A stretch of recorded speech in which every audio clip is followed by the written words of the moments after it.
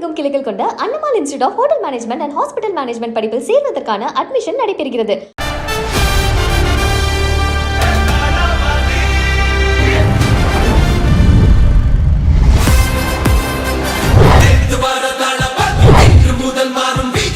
Joseph Vijay எனும் நான் அறிமுகம் விஜய், அதுக்கப்புறம் இளைய தளபதி விஜய், அப்புறம் தளபதி விஜய், இன்று மாண்புமிகு முதலமைச்சர் ஸ்ரீ ஜோசப் விஜய். திரையில இத்தனை வருடங்கள் மக்களை என்டர்டெயின் பண்ண ஒருத்தர் அரசியல்ல எந்த நம்பிக்கையை விதைச்சாரு அப்படிங்கறத முதல் கேள்வியா இருக்கு. சிஎம் ஆவேங்கிறத முதல்ல அவர் நம்பினாரு, மேனிஃபெஸ்ட் பண்ணிட்டே தான் நம்ம மக்களையும் நம்ப வச்சாரு. அதே மாதிரி ஆயிட்டாரு. விஜய் அப்படிங்கிற ஒரு முகத்திற்காக தொகுதியில நின்ன 233 முகத்தையும் யாருன்னு கூட அனலைஸ் பண்ணாம பேரே தெரியாது. எந்த முதலமைச்சரும் அந்த படிச்சுதான் பார்த்துதான் படிச்சிருப்பாங்க. அந்த இதை பார்க்காம மனப்பாடமா மக்களை பார்த்து அந்த கிட்டத்தட்ட பாகுபலி மூமெண்ட் மாதிரிதான் அதை அவர் உறுதிமொழி கொடுத்தாரு. இந்திய அரசியல் அமைப்பின்பால் அரசியலுக்கு கத்துக்குட்டிகள் தான், ஆனா கத்துக்கிறோம் அதுல எங்களுக்கு தெரியல அப்படிங்கிற ஒப்புக்கிறதுல அவங்க ரொம்ப வெளிப்படையா இருக்காங்க. அவங்க மட்டும் கத்துக்கவும் ஒட்டுமொத்தமா அடுத்த கட்ட ஜெனரேஷனே கத்துக்க வைக்கிறாங்க. கொஞ்சம் ரீமைண்ட் பண்ணி பார்த்தோம்னா அவர் எல்லாமே கடைசியா தான் பண்ணியிருந்திருக்காரு. இப்போ ஜனநாயக ஆடியோ லான்ச்ல அவர் பாடின கடைசி பாட்டு அதுதான். அவர் போட்ட அந்த ஃபேன்ஸ்க்காக போட்ட ஸ்டெப்பும் அதுதான். என்னோட மக்களுக்காக நான் அந்த சினிமா விட்டு போகிறேன்னு சொல்லி உறுதியாயிடுச்சு. அவரு சிஎம் படம் ஒரு பிரச்சனைல இருக்குது. நினைச்சிருந்தா ஒரு வாரத்துல சார்ட் அவுட் பண்ணிட்டு எஸ்சி சார் அவர் பையனை இன்ட்ரடியூஸ் பண்ணும்போது அவருக்கு தெரியாது. அவர் தான் பையனை டாக்டர் ஆகணும்னு நினைச்சாரு, அவர் ஆக்டர் ஆகணும்னு சொல்லிட்டு சொன்னாரு. சினிமாவில அரசியலுக்கு சிஎம் ஆனர்னா அது எம்ஜிஆர் ஜெயலலிதாவோட அந்த கதை முடியணும் அப்படின்னு நிறைய பேர் வேண்டிட்டு இருந்தாங்க இந்த எலெக்ஷன்ல. அதை உடச்சு எழுந்திருக்காரு. அடுத்த 30 வருஷம் கழிச்சு கூட சினிமால ஒருத்தன் அரசியலுக்கு ஜெயிக்கலாம் அப்படிங்கிறதுக்கு இது அடுத்த 30 வருஷத்துக்கு விஜய் பேச. முதல் படம் நாளைய திருப்பு ரிலீஸ் ஆனப்ப இந்த முகத்தெல்லாம் காசு கொடுத்து பார்க்கணுமான்னு சொல்லி ஒரு பெரிய விமர்சனம் இருந்துச்சு. ஆனால் அப்படியே கட் பண்ணால் 33 வருஷம் கழிச்சு அந்த ஒரு முகத்துக்காக தான் தமிழக மக்கள் எல்லாருமே ஓட்டு போட்டு ஃபர்ஸ்ட் அறிமுகம் விஜய், அதுக்கப்புறம் இளைய தளபதி விஜய், அப்புறம் தளபதி விஜய், இன்று மாண்புமிகு முதலமைச்சர் ஸ்ரீ ஜோசப் விஜய் அப்படிங்கிற பெரிய அங்கீகாரத்தை மக்கள் கொடுத்துருக்காங்க. எஸ், இன்னைக்கு விஜய் சாரோட 52வது பிறந்த நாள். ஹாப்பி பர்த்டே தளபதி அண்ட் மாண்புமிகு முதலமைச்சர் விஜய் அவர்களே. ஆமா, happy birthday CM sir. Okay, எப்படி பாக்குறீங்க? எனக்கு என்னன்னா இந்த கடைசி 6 மாசம் பார்த்து ரொம்ப கிரிட்டிக்கலான ஒரு டைம் தான். ஜனவரி 9ஆம் தேதி ஜனநாயகம் வர வேண்டியது வரல. எலெக்ஷன் டேட் அனௌன்ஸ் பண்ண முன்னாடி எப்படியாவது ரிலீஸ் பண்ணலாம்னு சொல்லிட்டு ஏகப்பட்ட போராட்டம் நடந்துச்சு, வரல. அதுக்கப்புறம் எலெக்ஷன் டேட் அனௌன்ஸ் பண்ணிட்டாங்க. நடுவில் ஜனநாயகம் ஃபுல்லா ரிலீஸ் ஆயிடுச்சு. எலெக்ஷன் டைம் ஃபுல்லா பிரச்சாரத்துக்கு போனார். அங்கேயுமே அவர் சரியான ஒரு இது எல்லா இடத்துலையும் நிறைய இடத்த கவர் பண்ண முடியல. ஒரு இடத்துல போய் பேசல. பட் ஆனா மக்கள் அவரோட பிரசன்ஸ் என்ஜாய் பண்ணிட்டே தான் இருந்தாங்க. பட் சொல்லிட்டே இருந்தாரு, கான்ஃபிடண்டா இருங்க, வெற்றி நிச்சயம் சொல்லி எல்லா இடத்தையும் மக்கள்கிட்ட கான்ஃபிடண்டா இருந்தாரு. தான் சிஎம் ஆவேங்கிறத முதல்ல அவர் நம்பினாரு, மேனிஃபெஸ்ட் பண்ணிட்டே தான் நம்ம மக்களையும் நம்ப வச்சாரு. அதே மாதிரி ஆயிட்டாரு. இந்த 6 மாச ஜேர்னி எப்படி பாக்குறீங்க? எனக்கு இந்த 6 மாச ஜேர்னில ஒரு பெரிய லெசன் கிடைச்சதா நான் பாக்குறேன். பிகாஸ் ஏன்னா இந்த அரசியல் அப்படிங்கிறது ஒரு களம். அந்த களத்துல பழம் தின்னு கொட்டை போட்டவர்கள் அப்படின்னு ஒரு டேர்ம் யூஸ் பண்ணுவாங்கல்ல, அதுலயே உள்ள ஊறி போய் எல்லாத்தையும் படிச்சவர்களால மட்டும்தான் அந்த களத்துல நின்று வெற்றி அப்படிங்கிறத ஒண்ணு பார்க்க முடியும் அப்படிங்கிற ஒரு சினாரியோவை ஒரு மனுஷன் ஒட்டு மொத்தமா அழிச்சு மறுபடியும் எழுதினாரு அப்படிங்கிற மாதிரியான இதுதான் பாக்குறேன். இப்ப நம்ம நினைச்சு பார்த்துருப்போமா, இப்ப சாதாரண ஒரு ஆட்டோ டிரைவர், ஒரு ஆட்டோ கன்சல்டிங்கா இருந்தவர் இன்னைக்கு ஒரு எம்எல்ஏவா இருக்கிறாரு. சாதாரண ஒரு ஹவுஸ் மேக்கரா இருந்த ஒரு பல்லவி ஒரு தொகுதியுடைய ஒரு எம்எல்ஏவா இருக்கிறாங்க. ஸோ எளிய மனுஷனால தேர்தல் களத்துல நின்று அவர்களால வெற்றி பெற முடியும். காசு செலவழிக்காம கேம்பெயின் மட்டுமே பண்ணி வெற்றியை வாங்க முடியும். இந்த மாதிரியான பல சினாரியோவை கிரியேட் பண்ணதை நான் பார்க்குறேன். பிகாஸ் ஏன்னா நீங்க எங்கேயாவது பார்த்தீங்கன்னா அந்த தொகுதியில ஒரு இடத்துல கூட நான் கேள்விப்பட்ட வரை இவ்வளவு காசு கொடுத்தாங்க, இவ்வளவு இது பண்ணாங்க அப்படிங்கிற மாதிரியான மொமெண்ட் குறைச்சலா இருந்தது. அதே மாதிரி இந்த இலவசத்தை கொடுத்தாங்க, அங்க இது பண்ணாங்க அப்படிங்கிறதும் ரொம்ப ரொம்ப கம்மியா இருந்தது. விஜய் அப்படிங்கிற ஒரு முகத்திற்காக தொகுதியில நின்ன 233 முகத்தையும் யாருன்னு கூட அனலைஸ் பண்ணாம பேரே தெரியாது. ஏன்னா நாளா அங்க தொகுதியில யார் நிக்கிறா, அவர் என்ன பின்புலம், அவர் இந்த ஏரியாக்காரரா இல்ல வேற ஏரியால வந்து இங்க சீட்டு கொடுத்துருக்காங்களா, இவ்வளவு விஷயத்த அனாலிசிஸ் பண்ணிட்டு தான் வந்து நான் வந்து என்னோட ஓட்டு வந்து போட்டேன். பட் பெரும்பாலான மக்கள் வந்து பாத்தீங்கன்னா விஜய் என்ற ஒரு முகத்திற்காக ஓட்டு வந்து போட்டிருக்காங்க. ஸோ திரையில இத்தனை வருடங்கள் வந்து மக்களை வந்து என்டர்டெயின் பண்ண ஒருத்தர் அரசியல்ல எந்த நம்பிக்கையை விதைச்சாரு அப்படிங்கறத முதல் கேள்வியா இருக்கு. அவர் நல்லா நடிப்பாருங்க, கமர்ஷியலா ஒரு படத்தை வந்து பண்ணுவாரு, காமெடி பண்ணுவாரு, டான்ஸ் சூப்பரா ஆடுவாரு, எல்லா இடத்துலயும் பிச்சு உதறிடுவாரு. இது மக்கள் பார்த்தாச்சு.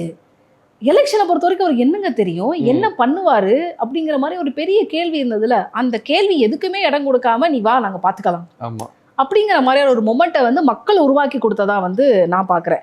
நீங்க சொன்ன மாதிரி அவர் மேனிஃபெஸ்ட் பண்ணார்ல, அது வந்து அந்த கான்ஃபிடன்ஸ்ல 1% கூட எனக்கெல்லாம் இல்லை.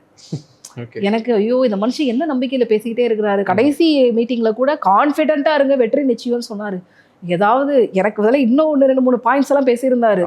இந்த விஜய் ஏண்டா தொட்டோன்னு நினைச்சு அப்படிங்கிறப்போ ஐயோ நாளைக்கு ஏதாவது ரிசல்ட் கோக்கமாக வந்தா இதெல்லாம் எடுத்து போட்டு காலம் முழுக்க ட்ரால் பண்ணுவாங்களே, என்ன பண்ணிடுவாரு அப்படிங்கிற ஒரு பெரிய கவலை இருந்தது. ஏன்னா எனக்கு நம்மளோட சினிமா புலத்துல இருந்து பின்புலத்துல இருந்து ஒருத்தர் வர்றாரு அப்படிங்கிறப்ப அது இருந்தது. ஆனா அத்தனையும் வந்து ஒருத்தர் பண்ண முடியும் அப்படிங்கிறதே பெரிய இது. கரெக்ட். எனக்கு அது சொன்ன மாதிரி தான் அவரோட கேரக்டர் எங்க பேசணுமோ அங்க பேசினாரு. ப்ரெஸ்ஸை மீட் பண்ணவே இல்லைங்கிறது இப்போ வரைக்கும் விமர்சனம் தான். ஆனால் அது பேச வேண்டிய அவசியமே இல்லை. அவர் யார்கிட்ட போய் பேசணுமோ மக்கள்கிட்ட போய் பேசிட்டார். இன்னொன்று எல்லாருமே யோசிச்சாங்களா எப்படி அவர் ஜெயிக்க முடியும், ஒரு ஆக்டர் தானே. இதே மாதிரி தான் நிறைய ஆக்டர்ஸ் நிறைய கட்சி ஆரம்பிச்சாங்க, எல்லாராலையும் ஜெயிக்க முடியலையே, விஜயால மட்டும் எப்படி ஜெயிக்க முடியுது அப்படின்னா எல்லார் வீட்லேயும் ஒரு விஜய் இருக்காங்கிறத தான் இந்த எலெக்ஷன் ப்ரூவ் பண்ணிடுச்சு. எல்லா வீட்லேயுமே ஒரு விஜய் ஃபேனோ இல்லை விஜய் வந்து நடிகராக மட்டும் இல்லாமல் ஒரு அண்ணனா ஒரு ஃபேமிலி பாண்டிங்காக பார்த்ததுனால தான் மக்கள் வந்து பெண்கள் அந்த அளவுக்கு ஓட்டு போட்டாங்க, தாய்மார்கள் அந்த அளவுக்கு ஓட்டு போடும் போது அந்த சக்ஸஸ்ங்கிறது கிடைச்சது. எனக்கு வந்துட்டு அது ஒரு சர்ரியல் மூமெண்ட் தான். அந்த எலெக்ஷன் டே அன்னைக்கு 118 வரணும், வரல, 108ல நிற்குது, மற்றவங்க 2 பேர். அது வந்து இது வரைக்கும் 75 வருஷம் அரசியல் வாழ்க்கையில அந்த மாதிரி ஒரு நிகழ்வே நடந்ததில்லை. 2 வருஷம் ஆன கட்சி 2 பெரிய திராவிட கட்சிகளை தோக்கடிச்சு 3 டிஜிட் நம்பர் வாங்குனதுக்கு அப்புறம் அது ஒரு 4 நாள் ஒரு பிரச்சனை நடந்துச்சு. ஆவாரா மாட்டாரா அப்படின்னு சொல்லிட்டு அந்த 4 நாள் ஃபுல்லா அப்படியே வந்துட்டு ஒரு எக்ஸாக்டா சொல்ல போனோம்னா நமக்கு அந்த சிஎஸ்கே ஜேடியோட ஃபைனல் மேட்ச் மாதிரி தான் 3 நாள் ஃபைனல் நடந்தது. அந்த மாதிரி வந்துட்டு ஆவாரா மாட்டான்னு சொல்லிட்டு கன்ஃபார்மா கடைசியில வந்து எல்லாரும் ஆதரவு கொடுத்து அந்த ஜோசப் விஜய் என்னும் நான் அப்படின்னு சொல்றத வந்துட்டு எனக்கு தெரிஞ்சு எந்த முதலமைச்சரும் அதை பார்த்து தான் படிச்சிருப்பாங்க. அந்த இதை பார்க்காம மனப்பாடமா மக்களை பார்த்து அந்த கிட்டத்தட்ட பாகுபலி மூமெண்ட் மாதிரி தான் அதை வந்து அவர் உறுதிமொழி கொடுத்தாரு. நான் அந்த இடத்துல அன்னைக்கு நைட் நான் விஷயம் யோசிச்சேன், கொஞ்சம் ரீமைண்ட் பண்ணி பார்த்தோம்னா இதுக்கு மேல அவர் சிஎம் ஆயிட்டாரு, முன்னாடியாவது அவர் தோத்துட்டாருன்னா திருப்பி சினிமாவுக்கு வந்துருவாரு அப்படின்னு சொல்லிட்டு போய் பார்த்தா அவர் எல்லாமே கடைசியா தான் பண்ணியிருந்திருக்காரு. இப்ப ஜனநாயக ஆடியோ லான்ச்ல அவர் பாடின கடைசி பாட்டு அதுதான். அவர் போட்ட அந்த ஃபேன்ஸ்க்காக போட்ட ஸ்டெப்பும் அதுதான். நான் என்னோட மக்களுக்காக நான் சினிமா விட்டு கொடுக்குறேன்னு சொல்றது உறுதியாயிடுச்சு. சரி ஓகே நம்ம எதுவுமே அவரை வந்து திரையில பார்க்க மாட்டோம் அப்படிங்கும் போது இப்ப இன்னைக்கு அவரோட பர்த்டே போன வருஷம் ஒரு பர்த்டேக்கு வந்து ஜனநாயகனோட கிளிம்ஸ் ரிலீஸ் பண்ணிருந்தாங்க, first glimpse title glimpse release பண்ணிருந்தாங்க. இந்த வருஷம் என்ன நடக்கும்னு தெரியல. அது பெரிய ஒரு சின்ன வருத்தம் தான். அது என்னன்னா ஒவ்வொரு வருஷம் பர்த்டேக்கு ஏதாவது ஒன்று ரிலீஸ் ஆயிடும். இப்போ என்னன்னா அவருடைய பழைய படங்கள் மட்டும் ரிலீஸ் பண்ணக்கூடிய ஒரு சூழல். ஆனா நீங்க சொன்ன மாதிரி ஒரு விஷயம் இருக்கு, இது வரைக்கும் அவரோட ஆடியோ லான்ச்ல பார்ப்போம், அதுக்கப்புறம் படம் ரிலேட்டடான நிகழ்ச்சிகள்ல பார்ப்போம். இப்ப தினம் வந்து சின்ன பசங்களை கூட வந்து அசம்பிளி வந்து பார்க்க வச்ச ஒரு விஷயம். ஏன்னா இது வரைக்கும் எத்தனை நீங்க பாத்திருக்கீங்களா, இதுக்கு முன்னாடி அசம்பிளி ஃபுல்லா லைவ் பாத்திருக்கீங்களா? சின்ன பசங்க வரைக்கும் பாக்குறாங்க. யாருக்கா பாக்குறாங்க அப்படிங்கிறப்ப விஜய் பாக்குறாரு. சரி என்னன்னு தெரிஞ்சு அரசியல் ஆர்வத்தை ஏற்படுத்தி இருக்கிறாரு அப்படிங்கிறது ஒண்ணு இருக்கு. ஏன்னா தவைக்காவை பொறுத்த வரைக்கும் நான் இங்க பாக்குறது என்னன்னு பாத்தீங்கன்னா அவங்க வந்து அரசியலுக்கு வந்து கத்துக்குட்டிகள் தான். ஆனா கத்துக்கிறோம் அதுல எங்களுக்கு தெரியல அப்படிங்கிற ஒப்புக்கிறதுல அவங்க ரொம்ப வெளிப்படையா இருக்காங்க. ஆமாங்க நாங்க கத்துக்கிறோம், நாங்க இதை பண்றோம் அப்படிங்கிற மனநிலை ரொம்ப கம்மி இல்ல. மட்டும் கத்துக்கவும் ஒட்டுமொத்தமா அடுத்த கட்ட ஜெனரேஷனே கத்துக்க வைக்கிறாங்க. எல்லாரும் சேர்ந்து அரசியல் தெரிஞ்சுப்போம் பழகுவோம் அப்படிங்கிற ஒரு மொமெண்ட்டை கொடுத்துருக்காங்க. நீங்க இன்னொன்னு சொன்னீங்க, ப்ரெஸ் மீட்டை வந்து அட்ரஸ் வந்து பண்றதில்ல, ப்ரெஸ் பீப்புளை வந்து மீட் பண்றதில்லன்னு. இங்க ஒரு சினாரியோ ஒரு சம்பிரதாயம் இருக்கு. இப்போ ஒரு படத்துல இருந்து நிகழ்ச்சியிலேருந்து நான் வரேன், இப்போ ஒரு படம் ரிலீஸ் ஆக போகுது, என்னெல்லாம் பண்ணணும்? ப்ரெஸ் மீட் வைப்போம், இன்டர்வியூஸ் கொடுப்போம், ப்ரெஸ்ஸுக்கு வந்து படம் போட்டு காட்டுவோம், பேப்பர் ஆடு எல்லா ஆடும் கொடுப்போம். ஓகே ரைட்டு, இது வந்து புரோட்டோகால் சரிங்களா? இந்த சரி இது எதுவுமே பண்ணாம படம் ரிலீஸ் ஆயிருக்கா? ஒரு சில படங்கள் சரி நான் கேக்குறேன், அஜித் அவர்கள் ஏதாவது படத்துக்கு ஆடியோ லான்ச் வச்சிருக்காரா? இல்ல மேம், பிரஸ் மீட் அட்ரஸ் பண்ணிருக்காரா? நான் கேக்குறேன். இல்ல அதுக்கு வெறும் பிரஸ் ஷோஸ் போடுவாங்க. அது வந்து பிஆர்ஓ சைடுல வந்து அது ஒரு ப்ராப்பரா அது இருக்கும். ப்ரொடக்ஷன்ல வந்து இனிஷியேட் பண்ணி அதை போடுவாங்க. நானு அவர் நடிச்சதுல சில பெரிய நிறுவனங்கள் அந்த பிரஸ் ஷோஸ் கூட போட்டது கிடையாது. பிரஸ் ஷோவே போடல. நாங்க தியேட்டர்ல வந்து டிக்கெட் வந்து எடுத்து நாங்க பார்த்துருக்கோம். சில பெரிய நிறுவனங்கள் இருக்காங்க, அவங்களுடைய படத்துக்கு பிரஸ் ஷோஸ் போடணுங்கிற நெசசிட்டி எல்லாம் மெயின்டைன் பண்ணது கூட கிடையாது. அந்த நிறுவனங்களுடைய படங்கள் எல்லாத்தையும் நாங்க தனியா தான் போய் பார்த்துருக்கோம். சோ புரியுதா உங்களுக்கு? இப்ப எந்த இடத்துல எது தேவையோ அப்படிங்கறத அவங்க தெளிவா இருக்கிறாங்க. எங்களுக்கு எங்க கிட்ட இருக்க மீடியம் போதும், அது மூலமா எங்க படத்தை நாங்க டெவலப் பண்ணிக்கிறோங்கிற மைண்ட் செட்ல அவங்க இருக்கிறாங்க. இப்ப நான் கேக்குறேன், இது எல்லாமே பண்ணணும் அப்படிங்கிறது யாரு வகுத்த சட்டம்?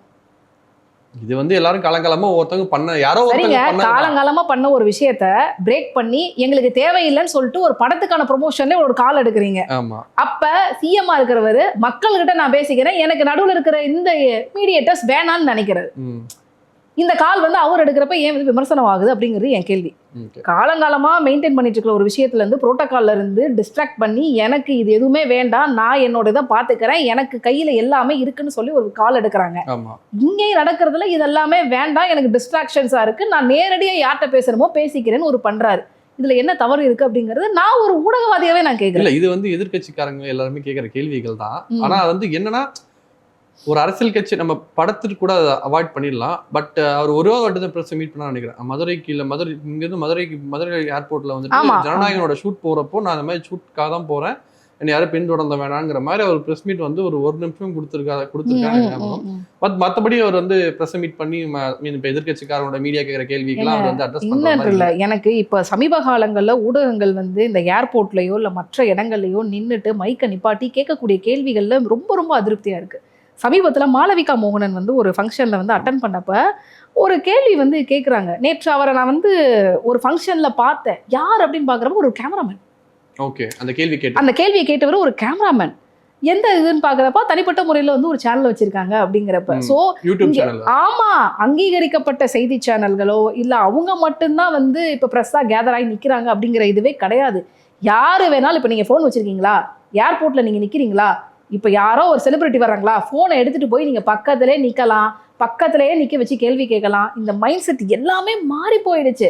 ஸோ இந்த மாதிரியான கேள்விகளை கேட்கக்கூடிய நபர்களை வச்சுக்கிட்டு நீங்க எப்படி வந்து ஒரு ப்ராப்பரான ப்ரெஸ் மீட் வந்து எதிர்பார்க்குறீங்க? அதே மாதிரி இன்னைக்கு இருக்கிற எல்லாருமே வந்து பாத்தீங்கன்னா நடுநிலையாக மட்டும்தான் கேள்வி கேட்கறாங்களா அப்படிங்கிற ஒரு பெரிய டவுட் இருக்கு. இப்போ இந்த வீடியோ வந்து கீழே பார்த்துட்டு 2 அணில்கள் உட்கார்ந்து ஏதோ பேசுவோம் அப்படிங்கிற மாதிரியான ஒரு கமெண்ட் தான் வரும். பட் ஆனா ஒரு ஆக்டர் எப்படி வந்து திரையில வந்து இன்னைக்கு இவ்வளவு விஷயங்கள் பண்ணிட்டு ஒரு சிஎம்ஆ வந்து இன்னைக்கு இருக்காரு, அதோட ஜேர்னியை பத்தி தான் நம்ம பேசிட்டு இருக்கிறோம். பேசிக்கலா வந்து என்னுடைய சினிமா புரிதல் வேற, எனக்கு அதுல பிடிச்சவங்க வேற, உங்களுக்கு அந்த நிலைப்பாடு வேற, நிறைய விஷயங்கள் இருக்கு. ஸோ நடுநிலை அப்படிங்கிறது வந்து இன்னைக்கு ரொம்ப மேஜர் மிஸ் இருக்கிறதுனால இதை வந்து தவிர்க்கிறது அப்படிங்கிறது நல்லதுதான் நாங்களும் நினைக்கிறேன். பீங்க ஒரு பிரஸ்ல இருந்துகிட்டு நம்மளாம் இப்ப போர்க்கொடி தூக்கி இருக்கோம். எப்படி நீங்க வந்து எங்களை மீட் பண்ணாம இருக்கலாம்? எப்படி மீட் பண்ணிருக்காருங்க அவர் வந்து சினிமா பத்திரிகையாளர்கள் இருக்கிறப்ப டைம்ல நிறைய பண்ணிருக்காரு. நானே ஒரு 2 முறை சந்திச்சு இருக்கிறேன், மீட் பண்ணிருக்காரு, அப்ப பேசியிருக்காரு, எல்லாம் பண்ணிருக்காரு. சோ தேவையை வந்து எல்லாமே வந்து நார்மலா இருந்தப்ப அதுக்கான ரெஸ்பான்ஸ் வேற. பட் இன்னைக்கு எல்லாமே மாறி போனதுக்கு அப்புறமா தவிர்க்கணும் அப்படிங்கிறது நிலைப்பாடாயிடுச்சு. ஆமா, அது வந்து அதான் அதாவது 75 வருஷம் அரசியல் ஃபார்மேட்டில உடைச்சிட்டாரு. அது வரைக்கும் இருந்த எல்லாத்தையும் உடைச்சு இலவசங்கள், ஐ மீன் ஓட்டு காசு கொடுக்கறது எல்லாத்தையும் உடச்சமே இதையும் உடச்சிட்டாருன்னு தான் சொல்லணும். டெக்னாலஜி வளர்ந்ததுக்கு அப்புறம் அதெல்லாம் அக்செப்ட் பண்ணிக்கிறீங்க. பட் ஆனா இந்த மாதிரியான விஷயங்கள் வர்றப்ப வேண்டாம்னு சொல்றோம். அது ரொம்ப இதுவா தானே இருக்கும். நமக்கு எது வசதியோ அதை அக்செப்ட் பண்ணிக்கிறோம், நமக்கு எது பிடிக்கலையோ அதை வந்து அப்படியே வந்து நாங்க அது மேலதான் எல்லாத்தையும் வச்சு செய்வோம். ஆனா எனக்கு என்னன்னா விஜய் சார் ஃபேன்ஸா பாயிண்ட் ஆஃப் வியூல இருந்து பார்க்கும்போது இந்த 2026 இந்த முதல் 6 மாதம்ங்கிறது வந்து அவங்களுக்கு வந்து ஒரு ரோலர் கோஸ்டர் ரைடு தான். ஜனநாயகம் ரிலீஸ் ஆகல, இது எலெக்ஷன் வேலை தொடங்கிறதுக்கு முன்னாடி ரிலீஸ் ஆன பார்த்தோம், ஆகல இப்போ வரைக்கும். நான் என்ன கேட்குறேன், இந்த இடத்துல அவரு சிஎம், ஒரு படம் வந்து ஒரு பிரச்சனையில் இருக்குது. நினைச்சிருந்தா ஒரு வாரத்துல சார்ட் அவுட் பண்ணிட்டு நடத்த முடியாதா என்ன? பண்ணிருக்கலாம். கரெக்டா எது நடக்கணுமோ, எப்படி எந்த பிரச்சனையும் ப்ராசஸ்லயே நடக்கட்டும்னு நினைக்கிற இந்த கால் எத்தனை பேர் எடுப்பாங்க? ஒரு ப்ரொடக்ஷன் நிறுவனத்தை வச்சுக்கிட்டே மொத்தமா கண்ட்ரோல் பண்றவங்களுக்கு மத்தியில இது இருந்துட்டு இந்த அதிகாரத்தை இதுக்காக எடுத்துக்க வேணாம்னு நினைக்கிறது ரொம்ப ரொம்ப கம்மி தானே. ஆமா, ஸோ அதனால வந்துட்டு அப்படிதான் நம்ம அதை பார்த்தாகணும். பட் நான் என்ன சொல்றேன்னா, ஜனநாயகம் வந்து இந்த ஃபுல்லா லீக் அவுட் ஆனப்ப அதை வந்து நிறைய பேர் படம் பார்த்துட்டு வந்து நம்ம பிரஸ்ல இருந்தோம், நம்மளால நான் பார்க்கல. நானும் பார்க்கல ஒரு சீன் நான் பார்க்கல. நானும் பார்க்கல. அப்படிங்கும் போது நமக்கு என்னன்னா படம் பார்த்துட்டு அந்த சீன் இப்படி இருந்துச்சு, இந்த சீன் டேய் அதை ஃபர்ஸ்ட் ஆஃப் ஆல் நீங்க அப்படி பார்க்கவே கூடாது. அதை பார்த்துட்டு ரிவ்யூ வேற சொல்றீங்க. ஏன்னா அது கடைசி படம். அது அதுக்கு மேல அவர் படம் பிடிக்க மாதிரி இப்ப கிட்டத்தட்ட உறுதியாவே ஆகி போச்சுமே. அவர் சினிமாக்கு வரப்போறதே இல்லைங்கும் போது ஒரு 700 கோடி 800 கோடி வசூல் பண்ண வேண்டிய படம் அப்படிங்கும் போது இவ்வளவு சிக்கலா மாட்டிக்கிட்டு, ஆனாலும் முதல் விஷயமா இப்ப என்ன விஜய் சிஎம் ஆகலாம், ஜனநாயகம் சுத்தமா வராது. ஆனா விஜய் சிஎம் ஆனதுக்கு அப்புறமும் ஜனநாயகம் வருமா வராதாங்கிற கேள்வி நீடிச்சுட்டு தான் இருக்கு. மேபி பர்த்டேக்கு பிளான் பண்ணாங்க, எவ்வளவோ ட்ரை பண்ணாங்க. பட் ஆனா இன்னும் கொஞ்சம் அதுல இருந்து ஏதாவது ஒரு அப்டேட், அவங்களுடைய செட்டில்மெண்ட் ப்ராசஸ் இன்னும் பெண்டிங்ல இருக்குதுங்க. ஏன்னா இப்ப லீக் ஆனதுக்கு அப்புறமா முன்னாடி இருந்த வியாபாரம் வேற. நீங்க சொன்னீங்களே 800 கோடி ரூபாய், பட் இப்ப பிசினஸ் அப்படியே இதாயிடுச்சு. ஏன்னா நிறைய பேர் ஆல்மோஸ்ட் பாத்துட்டாங்க. அது ஏன்னா எல்லாருமே சேர்ந்து நிறைய பிரச்சனைகள் நடந்ததுனால இன்னும் அந்த செட்டில்மெண்ட் ப்ராசஸ் பெண்டிங்ல இருக்கிறதுனாலதான் இது நடக்குது. அதனால அவங்க என்ன பண்றாங்கன்னா, கேவியை பொறுத்த வரைக்கும் அவங்க தரப்புல இருக்கக்கூடிய சின்ன சின்ன படங்கள்லாம் ரிலீஸ் பண்ணிட்டு அதுக்கப்புறமா இந்த பெரிய படத்துக்கு திருப்பி வரும் அப்படிங்கிற மைண்ட் செட்ல இருக்காங்க. ஏன்னா அவங்களோட ரிலீஸ் நிறைய இருக்கு, ஷெட்யூல் இருக்கு. அதனால அதை முடிச்சிடலாம்னு சொல்லிட்டு வெயிட் பண்றாங்க. ஓகே, ஸோ அதே மாதிரி கரெக்ட் நம்ம சொன்ன மாதிரி எஸ்எஸ்சி சார் அவர் பையனை இன்ட்ரடியூஸ் பண்ணும்போது அவருக்கு தெரியாது. அவர் தான் பையனை டாக்டர் ஆகணும்னு நினைச்சாரு, அவர் ஆக்டர் ஆகணும்னு சொல்லிட்டு சொன்னாரு. ஆக்டர் ஆனதுக்கு அப்புறம் என்னைக்குமே நீங்க அடுத்த சூப்பர் ஸ்டார் அப்படின்னு கேள்வி கேட்டப்பெல்லாம் எனக்கு தமிழ் சினிமால எனக்குன்னு ஒரு இடம் கிடைக்கும் தான் நான் நினைச்சேன். கண்டிப்பா அடுத்த சூப்பர் ஸ்டார் படத்தை நான் ஆசைப்படவே இல்லைன்னு சொல்லி நிறைய இடத்த சொல்லிருக்காரு. ஆனா காலம் மாறி போய் காலம் காத்திருந்து பதில் சொல்லுங்கிற மாதிரி காலம் அதுக்கு அவருக்கு வேற மாதிரி பதில் சொல்லி சூப்பர் ஸ்டாரின்னு தாண்டி எம்ஜிஆர் இடத்த யாருமே நிரப்ப மாட்டாங்க. அரசியல்ல இருந்து சினிமால இருந்து அரசியலுக்கு சிஎம் ஆனர்னா அது எம்ஜிஆர் ஜெயலலிதாவோட அந்த கதை முடியணும் அப்படின்னு நிறைய பேர் வேண்டிட்டு இருந்தாங்க இந்த எலெக்ஷன்ல.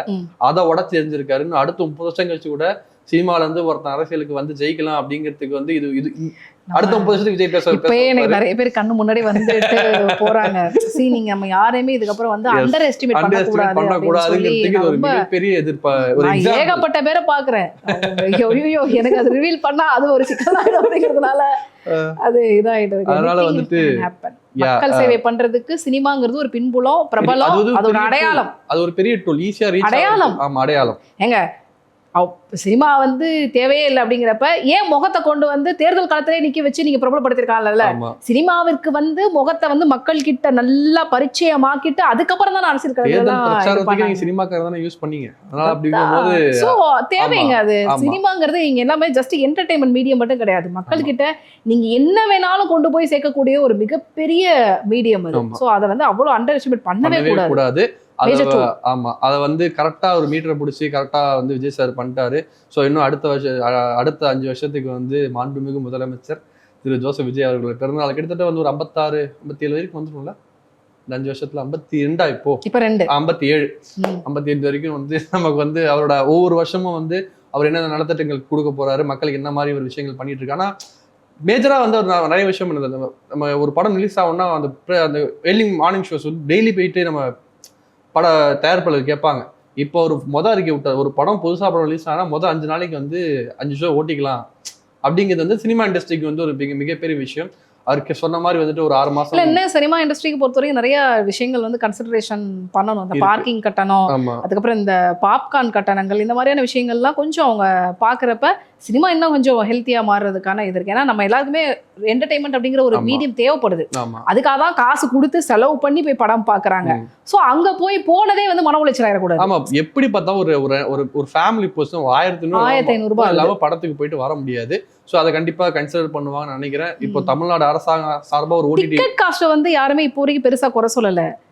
கட்டணத்தையும் அந்த பாப்கார்னுக்கான விஷயத்தை தான் சொல்லிக்கிட்டே இருக்காங்க. 130 ரூபானா டாக்ஸ். ஆமா, பாப்கார்ன் 200 ரூபாய் நிக்கிறான். 230 பிவிஆர்ல விக்கிறான் அப்படின்னா அது பரவாயில்ல. நீ சாதாரண ஒரு தியேட்டர்ல கூட நான் 200 ரூபா தான் விற்பேன், ஒரு ரோஸ் மில்லுக்கு நான் 150 ரூபாய்க்கு விற்பேன் அப்படின்னா நான் 2 பொண்டாட்டி 2 பிள்ளைய கூட்டு போனேன்னா எனக்கு எவ்வளவு செலவாகும் அப்படிங்கறத நோட் பண்ணிக்கணும். அப்ப என்ன பண்ணுவாங்கன்னா மாற்று வழியா பீச்ல கூட்டிட்டு போனா ஒரு 500 நம்மளோட ஏதோ கன்சிடர் பண்ணுவாங்க. ஆமா, அங்க போனா நான் அங்க இருக்கிற ஒரு பீச் பக்கத்துல ஒரு ஹோட்டல்ல நான் சாப்பிட சொன்னா 500 ரூபாய்க்கு மேல வராது. அவ்வளவுதான். அதனால அதெல்லாம் அதை கன்சிடர் பண்ணது பெட்டர் அப்படின்னு நினைக்கிறேன். இதுக்கு முன்னாடி இருந்த ஆட்கள் இதை பத்தி இவ்வளவு டீடைலா பண்ணது இல்ல. பட் ஆனா இதை இவர் கன்சிடர் பண்ணுவார். ஏன்னா சினிமாவில இருந்து இத்தனை வருஷம் இது பண்ணி போனதுனால அதுக்கான ப்ரையாரிட்டி இருக்கும் அப்படின்னு நம்ம எல்லாருமே நினைக்கிறோம். ஆமா, நாங்க ஏன் சினிமா பத்தி மட்டும் பேசணும், நாங்க நம்ம சினிமா எக்ஸ்பிரஸ் அப்படின்னா நாங்கள் சினிமா பத்தி மட்டும் பேசுவோம். அரசியல் பத்தி பேசுறதுக்கு எங்க ஆமா. கிட்ட வந்து மெயினா வந்து த நியூ இந்தியன் எக்ஸ்பிரஸ் இருக்கு, அதுக்கப்புறம் தினமணி இருக்கு. ஆமா. அவங்க எல்லாரும் அதை பத்தி நிறைய அவங்க எல்லாம் பேசுவாங்க. வந்து மக்கள் பிரச்சனையை பேசுவாங்க அப்படின்னு ஆமா. நம்ம ஏன்னா கீழே வந்து கமெண்ட் என்னடா சினிமா மட்டும் தான் பார்க்கணுமா அப்படிங்கிற மாதிரி நீங்க கேட்பீங்க. ஆமா, சினிமா எக்ஸ்பிரஸ்ல நாங்க சினிமா சினிமா மட்டும் தான் பத்தி பேசுவோம். பேசுவோம். அதை நாங்க சொல்லிக்கிறோம். Disclaimer போட்டுக்கிறோம். போட்டுக்கிறோம். ம். ஸோ So, கடைசியா உங்களுக்கு இப்ப நீங்க வந்து நிறைய இடங்களை எக்ஸ்பிரஸ் பண்ணிருக்கீங்க. நீங்க ஒரு தவிர்க்க முடியாத ஒரு விஜய் அவர்களுடைய ஃபேன் அப்படிங்கிறப்ப உங்களுக்கு இது எப்படி இருக்கு? இதுக்கப்புறம் வந்து படம் அதிர்த்து கிடையாது அப்படிங்கிற மொமெண்ட் எப்படி இருக்கு? இல்ல நான் வந்து அதான் சொல்றேன்ல, நான் அவர் வந்து அரசியலுக்கு வந்து அந்த ஓட்டிங் பர்சன்டேஜ் அன்னைக்கு தமிழ்நாட்டுல தான் அதிகமா ஓட் ஆயிடுது. எத்தனை பேர் வாலண்டியரா போய் ஓட்டு போட்டாங்க அப்படின்னு நான் பார்க்கும்போது நான் சொல்ல வந்துட்டேன், சார் வந்து பெரிய சாகசம் எல்லாம் பண்ணி ஊருக்கு போய் ஓட்டு போட்டாரு. அந்த ஜேர்னி சொல்லுங்க, எப்படி பைக் எடுத்துட்டு போனீங்களா? ஆமா, bike எடுத்துட்டு. இங்க இருந்து எந்த ஊரு? இங்க பாண்டிச்சேரி போறதுக்கு எனக்கு 6 மணி நேரம் ஆச்சு. அப்பா, பாண்டிச்சேரி உனக்கு இங்க ஓட்டே சாரி, கிடையாது போறாங்க. அத மாதிரி தெளிவா. பாண்டிச்சேரி பக்கத்துல விழுப்பு, அது மாதிரி தமிழ்நாடு டிஸ்ட்ரிக்ட்ல தான், விழுப்புரம் டிஸ்ட்ரிக்ட்ல தான் வரும். அப்புறம் கீழே வந்து உனக்கு கமெண்ட் போடுவாங்க, டேய் பாண்டிச்சேரி எலெக்ஷனுக்கு இங்கே கூட என்னடா சம்பந்தம்? இல்ல அது எப்படி எவ்வளவு நேரம் டிராவல் பண்ணி 6 மணி நேரம். இங்க அது மாதிரி நான் வந்து இது வரைக்கும் எந்த டிராவலும் பண்ண, தீபாவளி பொங்கலுக்கு நான் அப்படி பைக் எடுத்துலாம் போயிருக்கேன். அவ்வளோ பேர் ஆர்வமா ஓட்டு போடுறதுக்கு மக்கள் கிளம்பி போனாங்க. அந்த ஆர்வமே எனக்கு ஒரு புரட்சி மாதிரி தான் தெரிஞ்சிச்சு. சரி, நம்ம இதில் சொல்லாங்க, நீங்க வந்து ஒரு நடிகரை அரசியல்ல தலைவராக்கிறீங்க, அதெல்லாம் ரொம்ப ஈஸி அப்படின்னு. மக்களுக்குள்ள அந்த எண்ணம் இருந்தனால தான் அவ்வளோ பேர் இந்த ஓட்டு போட்டாங்க. இன்னொன்று சொல்ல போனா எங்களுக்கு இதுதான் அதாவது விஜய் சார் வந்துட்டு சினிமாவை விட்டு போகும்போது வந்துட்டு அவர் சொன்ன மாதிரி தான், நான் ஒன்றும் ரிட்டையர் ஆகியோ மார்க்கெட் இல்லாமலாம் போகல, நான் உச்சத்துலேருந்து வெளியே போனேன் அப்படின்னு சொல்லும் போது நீங்கள் யோசிச்சு பாருங்க. லியோ எவ்வளோ கலெக்ஷன் பண்ணிச்சு நமக்கு தெரியும், கோட் எவ்வளோ கலெக்ஷன் பண்ணிச்சு தெரியும். இப்போ ஜனநாயகம் வந்து என்ன பண்ணுறதுன்னு, பட் ஒரு வேளை அவர் அந்த இடத்த ஹோல்ட் பண்ணியிருந்தாருன்னா அடுத்த 10 வருஷத்துக்கு அவர் தான் இருந்திருப்பார். இப்போ அவர் போனதுக்கு அப்புறம் ஒரு வேக்கம் இருக்கு, நான் இல்லைன்னு சொல்ல. பட் இதுக்கு மேலே அந்த தைரியம் எந்த ஆக்டருக்குமே வராது. உச்சத்துலேருந்து வெளியே போகணுங்கிற தைரியம் யாருக்குமே வராது. அப்படியே போனாலும் 2 வருஷத்துல அரசியல் ஜெயிச்சு சிஎம் அப்படின்னு கேட்டா அதுவும் முடியாது. ஸோ வந்து சினிமா விட்டுட்டு சினிமா அந்த பீக்ல விட்டு பாப்போம் இந்த ரெக்கார்டை பிரேக் பண்றதுக்கு என்ன அடுத்த 20 வருஷம் கழிச்சு அது இப்போ இப்படி சொல்லலாம், யார் வர்றாங்க அன்னைக்கு இந்த வீடியோ எடுத்து போட்டு நான் வந்து ரெக்கார்டை வந்து இப்படி திருப்பி விடுறேன். இது வரைக்கும் யாரும் பண்ணலன்னு சொல்றேன், இனிமே யாரும் பண்ண போறேன்னு சொல்ல, இது வரைக்கும் யாராலையும் பண்ண முடியல. ஸோ வந்துட்டு அதுல முதல்ல விஜய் சார் தான் இருக்காரு. அதே மாதிரி 2 வருஷம் கட்சி ஆரம்பிச்சு சிஎம் ஆனதுலயும் விஜய் சார் தான் இருப்பாரு. இன்ஃபேக்ட் எம்ஜிஆரோட ஓட் பர்சன்டேஜ் அதிகம், பட் சீட்டா கன்வெர்ட் ஆகல. பட் ஓட் பர்சன்டேஜ் அதிகம் போது அவருக்கு மேல இப்போ என்டிஆர் மட்டும் தான் இருக்காரு. அப்படிங்கும் போது வரும் காலங்கள்ல இந்த ரெக்கார்டை யாருனாலும் பீட் பண்ணலாம். டோன்ட் அண்டர் எஸ்டிமேட் எனி ஒன்னுங்கிறதா விஜய் சாரை பார்த்து underestimate the power of common man. Yes, single man, ஒரு ஒன் மேன் ஆர்மியா வந்து ஜெயிச்சிட்டாருன்னு சொல்லலாம். ஆல்ரைட். ஸோ எதிர்பார்த்த மாதிரி இந்த பர்த்டேக்கு வந்து ஜனநாயகன் ரிலீஸ் வந்து அன்ஃபார்ச்சுனேட்லி நடக்கல. ஈவன் தோ பட் டெஃபினெட்லி இந்த மந்த் எண்ட் அல்லது ஜூலை உங்களுக்கு வந்து ரிலீஸுக்கான பாசிபிலிட்டிஸ் இல்ல மேக்ஸிமம் வித்தின் 2 மந்த்ல வந்து ரிலீஸ் பண்றதுக்கான பாசிபிலிட்டிஸ் வந்து பேசிக்கிட்டு இருக்காங்க. கண்டிப்பா வந்து இந்த வருஷத்தில் உங்களுக்கு ஒரு கொண்டாட்டம் வந்து இருக்கு. ஸோ மீண்டும் ஒரு முறை வந்து happy birthday CM. Miss you in cinema. Yes, we are also miss you Vijay sir. என்னதான் இருந்தாலும் இனிய பிறந்தநாள் வாழ்த்துக்கள் மாண்புமிகு முதலமைச்சர் திரு சி ஜோசப் விஜய் அவர்கள் அப்படின்னு சொல்லிதான் ஆகணும். Happy birthday CM sir. தமிழகம் எங்கும் கிளைகள் கொண்ட Annamal institute of hotel management and hospital management படிப்பில் சேர்வதற்கான அட்மிஷன் நடைபெறுகிறது.